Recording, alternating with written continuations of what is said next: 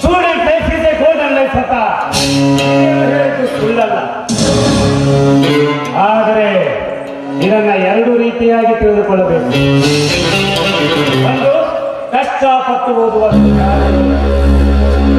ಮುಂದಿನವರ ಭವಿಷ್ಯದ ಬಗ್ಗೆ ಯೋಚಿಸಿ ಹಗಲು ರಾತ್ರಿ ಕಷ್ಟಪಟ್ಟು ಓದಿ ರ್ಯಾಂಕ್ ಬರುವವರಿಗೆ ಮುಂದಿನವರ ಜೀವನಕ್ಕಾಗಿ ಗೋಲ್ಡನ್ ಲೈಫ್. ಆದರೆ ನಮ್ಮಂಥ ವಿದ್ಯಾರ್ಥಿಗಳಿಗೆ ಕುಂದ ಪೋಖರಿ ಲಫಂಗರಿಗೆ ಕುಡಿದು ತಿಂದು ಎಂಜಾಯ್ ಮಾಡುತ್ತಾ ಕಾಲೇಜಿಗೆ ಬರುವ ಹದಿಹರದ ಹುಡುಗಿಯರು ಹಾಗೂ ನಮಗೆ ಪಾಠ ಮಾಡುವ ಯಂಗ್ ಲೇಡಿ ಪ್ರೊಫೆಸರ್ಗಳ ಜೊತೆಯಲ್ಲಿ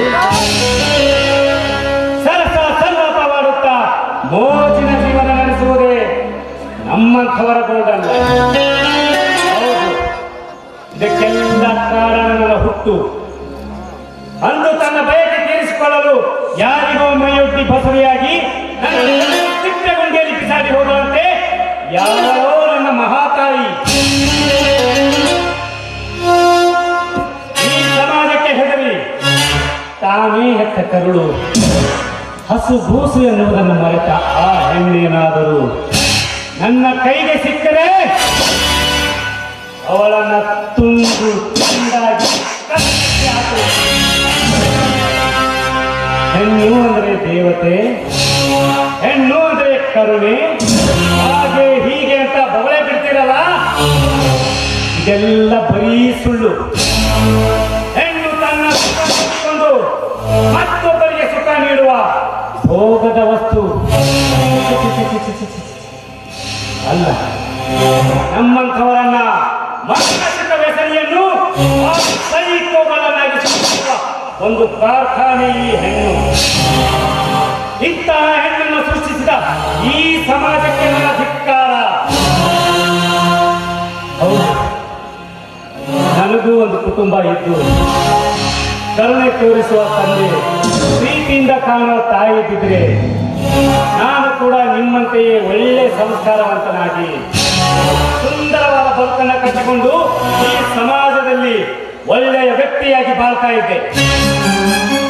ಆದರೆ ಹುಟ್ಟಿದಾಗಿನಿಂದ ನನ್ನನ್ನು ಕಂಡರೆ ಈ ಸಮಾಜ ಚೀತು ಎನ್ನುವ ಹೀನ ಶಬ್ದಗಳನ್ನು ಕೇಳುತ್ತಾ ಹೀಗಿರುವಾಗ ನನಗೆಲ್ರಿ ಬರಬೇಕು ಈ ವಿಶ್ವಾಸದ ಮಾತುಗಳು. ನನ್ನದೇನಿದ್ರು ಮೋಸದ ಮಾತುಗಳೇ. ನನ್ನ ಈ ಪರಿಸ್ಥಿತಿಗೆ ಒಂದು ಹೆಣ್ಣು ಕಾರಣ ಅಂದ ಮೇಲೆ ನಾನು ನನ್ನ ಕಂಡಕ್ಟರ್ಗೆ ಸಿಕ್ಕ ಪ್ರತಿ ಹೆಣ್ಣನ್ನು ಮೋಹಿಸಿ ಅವರ ಚರಿತ್ರೆಯನ್ನು ಹಾಳು ಮಾಡುವವನೇ. ಇದು ಶತಸಿದ್ಧ.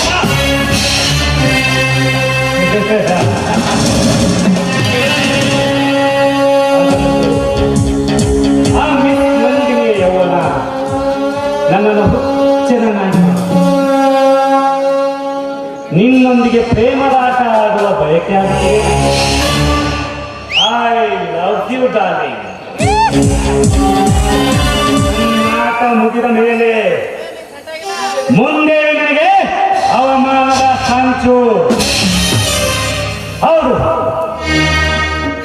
ನನ್ನ ಈ ಪರಿಸ್ಥಿತಿಗೆ ಕಾರಣ ಒಂದು ಹೆಣ್ಣು ಅಂದ ಮೇಲೆ ನಾನು ಪಟ್ಟ ನೋವು, ಕಷ್ಟ, ಹಿಂಸೆ ಈ ಹೆಣ್ಣು ಜಾತಿಯು ಅನುಭವಿಸಲೇಬೇಕು.